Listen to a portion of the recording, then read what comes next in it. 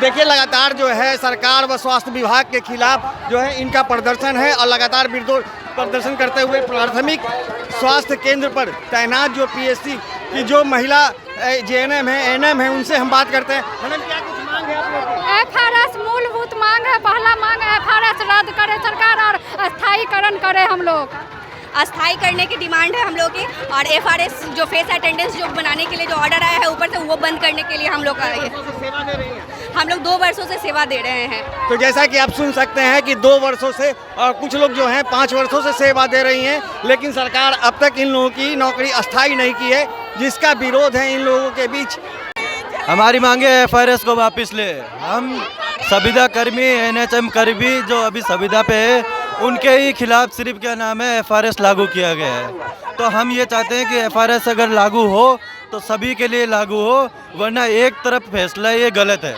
इसलिए हम एफआरएस को वापस लेने की मांग करते हैं। विभाग के अधिकारियों से मंत्री से हम स्वास्थ्य विभाग के अधिकारी हैं और स्वास्थ्य विभाग में आते हैं, लेकिन हम संविदा कर्मी हैं एनएचएम कर्मी हैं, लेकिन परमानेंट के लिए ये इस तरीके का ऐप कोई भी लागू नहीं हुआ है। लेकिन ये सिर्फ ऐप हमारे ही लागू खिलाफ हुआ है जो 9 से 5 तक। अब गाँव में किस तरीके से हम 9 से 5 बैठेंगे, तो ये तो पॉसिबल है ही नहीं है। गाँव में न कोई ऐसी सुविधा है, न बैठने की व्यवस्था है, न लाइट है, न पानी है, फिर भी हम 9 से 5 क्या नाम है एफआरएस के लिए उसमें अटेंडेंस बनाए, जो हमारे लिए बिल्कुल पॉसिबल नहीं है। अगर ये लागू हो तो सभी के लिए लागू हो, वरना किसी के लिए लागू नहीं।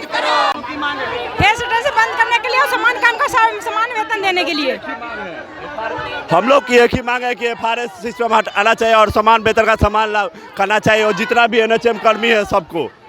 कब से आप लोग कार्य हम लोग 1.5 साल हो गया है, 1.5 साल हो गया हम लोग के कार्यरत होते, लेकिन सरकार नहीं सुन रही हम लोग की बात। इससे पहले आप लोग स्वास्थ्य विभाग के अधिकारियों से हाँ, हम लोग सारे डीपीएम सर जितने भी स्वास्थ्य अधिकारी हैं उन सबको हम लोग लेटर दिए थे, लेकिन इस पर कोई सुनवाई नहीं हुई हमारे तरफ से। तो जैसा कि आप सुन रहे कोई सुनवाई नहीं हुई। हम कहना चाहेंगे कि समान काम का समान वेतन हो, और सारे जो कॉन्ट्रैक्ट वाले जो जॉब करते हैं उन पे ये जो एफआरएस लगा दिया गया है। तो ऐसा कहाँ का नीति है कि परमानेंट वाले पे एफआरएस नहीं लगाना है, एफआरएस उसको नहीं लगाना है, और जो एनएचएम कर्मी है उन पे ही क्यों लगाना है? ये भेदभाव की नीति है, दोरंगी नीति है। सरकार इसको बंद करे। जो अस्थाई है हमारे जो एएनएम है उनका वेतन 80,000 है, जबकि हमारा वेतन 32,000 रुपया है। उसमें भी हम लोग का वर्कलोड ज़्यादा है और उसमें ज़्यादा शोषण किया जाता है। ये जो सरकार हम लोग को रोजगार नहीं, ये शोषण का रोजगार दी है।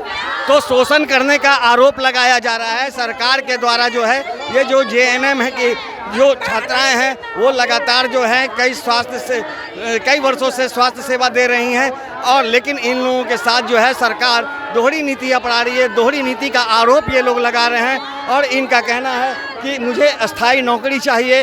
मैडम क्या कुछ आप लोग की मांग है? हम लोग का एफआरएस अटेंडेंस बंद किया जाए और समान काम का समान वेतन दिया जाए, और हम लोग को नियमित किया जाए, यही हमारा मांग है। हम लोग धरना नहीं बंद करेंगे। हम लोग सरकार से ये अपील करते हैं कि हम लोग को ऊपर से एफआरएस हटाया जाए और हम लोग को नियमित किया जाए। हम लोग जितना काम करते हैं उतना हम लोग को पेमेंट नहीं मिल रहा है। आप लोग लगातार सरकार से बात भी कर रहे हैं क्या? सरकार हम लोग की कोई बात अभी सुनवाई नहीं है, कुछ सुन नहीं रहे। हम उनसे कहते हैं कि वो आकर हमसे बोले, जो भी बात है हम लोग अपना बात रखे हैं और उनको आना पड़ेगा। आगे आप लोग क्या कीजिएगा? हाँ, हम लोग चाहते हैं जो उनसे बात, हम लोग हड़ताल से नहीं हटेंगे, इससे भी आगे जाएंगे हम लोग। तो जैसा कि आप सुन रहे हैं कि जो जेएनएम है इनका खासा सरकार के खिलाफ आक्रोश है, और इनका कहना है कि लगातार विभाग के मंत्री व अधिकारियों से इनकी वार्ता की जा रही है, लेकिन लगातार इन्हें झूठा आश्वासन दिया जा रहा है, जिसके बाद से आज पटना के गर्दनीबाग में आंदोलन करते नजर आ रहे हैं। और इनका साफ तौर पर कहना है कि अगर इसके बावजूद भी अगर सरकार के जो विभाग के अधिकारी हैं इनकी बात पर अमल नहीं करती, इनकी मांगों को नहीं मानती है, तो इनका आंदोलन चरणबद्ध जारी रहेगा और धीरे धीरे ये आंदोलन उग्र रूप लेगा। दर्शन न्यूज के लिए ज्ञानेंद्र की रिपोर्ट।